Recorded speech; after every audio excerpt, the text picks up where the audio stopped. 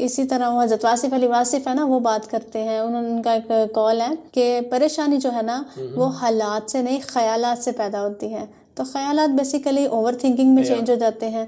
इसी तरह करके ओवर थिंकिंग, और मेरे मुताबिक इंसान को 3 चीज़ें हैं जिसका मतलब इंसान जो है ना ओवर थिंकिंग में जाता है। या तो वो पास्ट का कहता है कि पास्ट में कुछ मेरे साथ हो गया तो नहीं होना चाहिए था, क्यों हो गया ये, उस माजी के शिकवे और शिकायत उनके बारे में। और उसके बाद वो मुस्तकबिल के बारे में, फ्यूचर के बारे में सोच सोच के परेशान होता है कि मैंने मतलब अगर मुझे सक्सेस ना मिली, मैं ये जॉब करना चाहता हूँ, ना हुई, मैं ये शादी करना चाहता हूँ, हर चीज़ों के बारे में अनसर्टेनिटी पाई जाती उसके है। बारे में। और पहले माजी और फिर मुस्तकबिल, उनके सोच सोच के वो अपना आज का यानी हाल जो है वो अपना उस हाल में वो अपना हाल ख़राब कर लेता है। ये होती है ओवर थिंकिंग।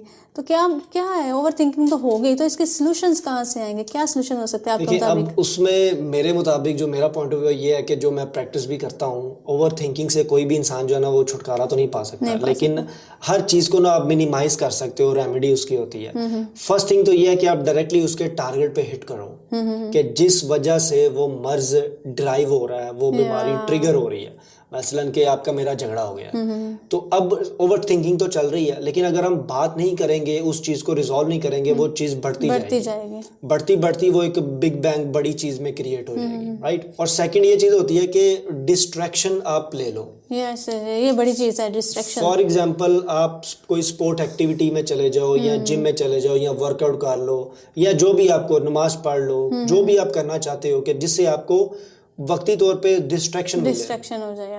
समटाइम लोग इतने बिजी होते हैं कि उनके पास टाइम नहीं होता चीज़ों के बारे में सोचने का। ओवर थिंकिंग क्या, थिंकिंग करने का भी उनके पास टाइम नहीं होता। सो एक तो सेकंड तो ये चीज़ है। सेकंड, थर्ड लेवल पे अगर आप इस चीज़ को अवॉइड करना चाहते हैं तो फिर या तो आप इतने स्ट्रांग हो जाओ, आपका दिमाग मतलब इतनी चीज़ें बेयर करने की कैपेसिटी रखता हो कि अगर आपको आ भी रही है, इतना अलर्ट माइंड हो आपका कि अगर आपको ओवर थिंकिंग आ भी रही है तो आप इमीडिएटली उसको रिकॉग्नाइज कर सको कि यार ये इस मोमेंट पे ना मेरा जो दिमाग है ना वो अब चल रहा है बहुत ज़्यादा, I have to stop it.